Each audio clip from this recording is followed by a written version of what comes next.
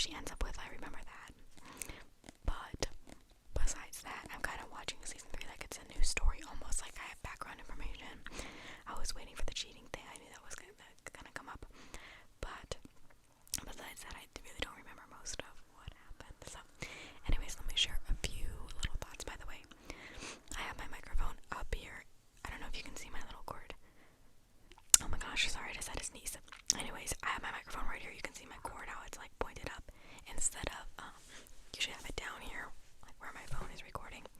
But it's like right by my mouth right now, so I feel like that'd be perfect, especially since I'm reading.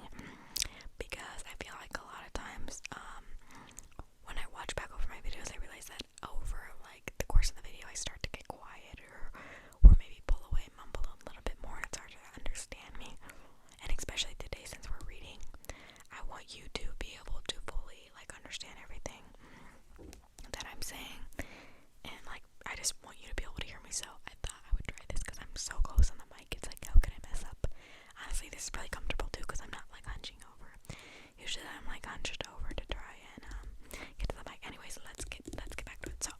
So we just had the episode with the beach scene. Now I know I shouldn't say this because I don't know, someone might click off right now, but I am a Team Jeremiah. I know that's like kind of on the like not popular opinion, it's on more unpopular opinion, but at least listen to why first, okay? So but let me tell you, let's make this quick, okay? Season 1 and season 2, I was like strongly Team Jeremiah, 100% Team Jeremiah. And when I read the books, I think I liked Conrad, but in the show, definitely Jeremiah, because they make some changes. Anyways, I don't know, I'd have to reread them now, it's been a while, but definitely season 1 and season 2, I'm strongly Team Jeremiah. And to be honest with you, season 3, I'm kind of leaning towards Conrad sometimes. And I think this is like the first show that I've ever watched where like right now, I don't know whose team I'm on, honestly, because I feel like every time I watch a Love Triangle show, I'm always like 100% set like on whose team I'm on, and for some reason this show, they do a good job, I feel like, for me at least, seeing both sides a little bit, until like the whole couple thing with Jeremiah and Lacey. If that hadn't happened, I think I probably would still be Team Jeremiah, but that really, like, I don't know, that really messed me up, because I don't know if I can stay, like, I can't be 100% on his team anymore. But then Conrad, like, this episode honestly bothered me. Like, I thought it was cool we got to see his point of view, but I honestly didn't like his point of view. I don't know, I felt like, I don't know, I just, like, she's engaged to your brother, and you're trying to, I mean, it's a show, so it's obviously, but it's like she's engaged to your brother, and you're still, like, kind of trying to go after her. I don't know. I thought, like, the moment with the beach thing, honestly, I hated that scene. I think everyone, like, was freaking out over it. I didn't really like it. I don't know. Because, okay, I might be, like, being a little dramatic here, but I felt like, the scene was kind of like, I don't know, I don't even know what I should say, because I don't know if people are gonna get mad. It's not that serious as a show. I felt like it was a little bit over, like, sexualized. Not, but, like, I just felt like the way I saw it was, like, he's talking, I don't know, in that moment I felt like, maybe I interpreted this bad, I should go back and watch it. I felt like he was, like, viewing Belly more as, like, an object in that moment, is the way I saw it. Maybe I'm missing something here, and I'm the only one who didn't, maybe it's just me who didn't, like, get, like, what they were trying to show, but I felt like he was, like, viewing her as an object there. I don't know, I felt like the moment was just, like, it was supposed to be, like, this, like, endearing, like, it was supposed to be a moment where it shows that, like, he's still in love with her. I felt like that's what they were trying to do, but to me, I feel like it didn't hit like it was supposed to, so I was kind of disappointed. Like, you see the tension between them, and, like, Belly, you could see, like, she was feeling it, but it wasn't, like, I felt like it wasn't love tension, it was more like sexual tension, which you can have both, obviously. They fit together, but I felt like in this situation, they did a poor job at, like, showing, I don't know, I felt like they did not such a great job at, like, showing both parts, like, the love aspect of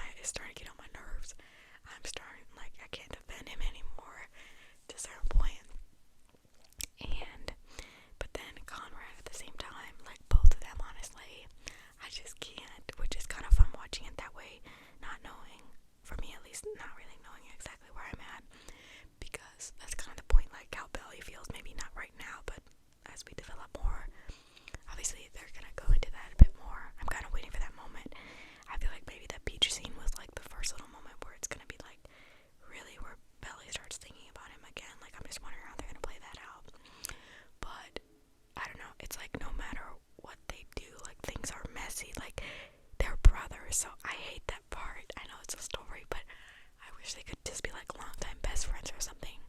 But then I guess you can't force them to like stay in contact. Like the reason they're forced to still have a relationship is because they're brothers, you know. Anyways, I don't know. Yeah, I don't know. I'm saying a lot of stuff. I don't know if you have thoughts. Let me know. After I finish the full season, I'll probably make a video like talking about it for fun. Make a long video, go in depth. I just wanted to make a few points there real quick before we get into the reading. But I'm trying to think. I don't think I have anything else, so we'll probably just get right into the book here, if that's okay with you. Let me think if there's anything else.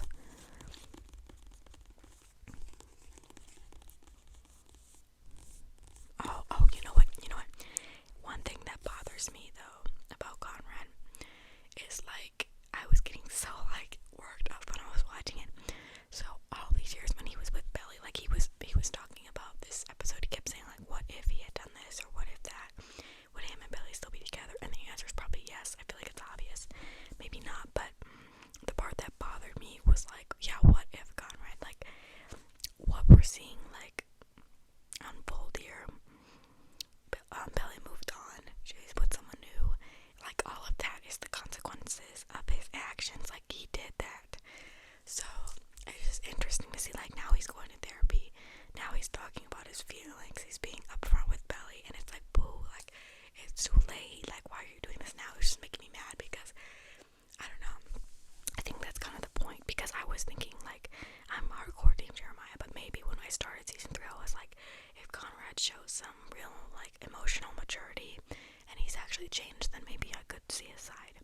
But then up until this point we haven't seen any of that. Like from the beginning of season 3 we see that he's the same, closed off, like he's lying to his therapist, like he won't even be honest with his therapist, like he's not confronting his emotions still. And that was like the main problem in their relationship, like in the beginning of the story of the other seasons. So I don't know. Anyways, it's just like I'm interested to see what else is gonna happen. But it was like I was just watching it. It was like everything that's happened is because of how he treated Belly in the past, and now he wants to be different. Now he wants to like be good and do what she had begged him to do like that long ago. So that's why I feel like I just can't, like, I don't know, deep down if I had to pick one, I have to lean more towards Jeremiah. But I feel like, I don't know, maybe they'll do something else that changes.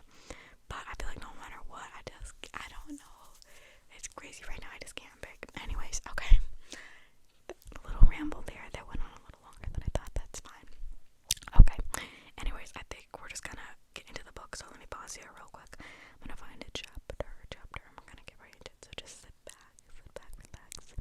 That was kind of fast paced, so I'm gonna try to slow down the pace, kind of relax, and I'm just gonna read to you now, okay? So go ahead and lay down, lay back, close your eyes if you'd like. You can just listen, and let's get started. Okay, we're gonna read. This chapter is very short, so we might just read a few in a row or skip around. But this chapter, it's chapter 20. We're on page 99. It's Conrad's point of view, so maybe that's perfect. Considering just what we talked about, I don't know if this is probably not, I don't know, like, where this falls in the timeline. There's multiple Conrad point of views. But it is, oh, you know what? Yeah, let's read this one. Okay, let's read this one, because this was, okay. This was, like, quoted in the movie, so let's read this one. So we're jumping. This is 177, chapter 35, Conrad's point of view. Conrad, okay. I would rather have had someone shoot me in the head with a nail gun repeatedly than have to watch the two of them cuddling on the couch together all night. After they went to dinner, I got in my car and drove back to Boston. As I drove, I thought about not going back to Cousins. Screw it. It would be easier that way. Halfway home, I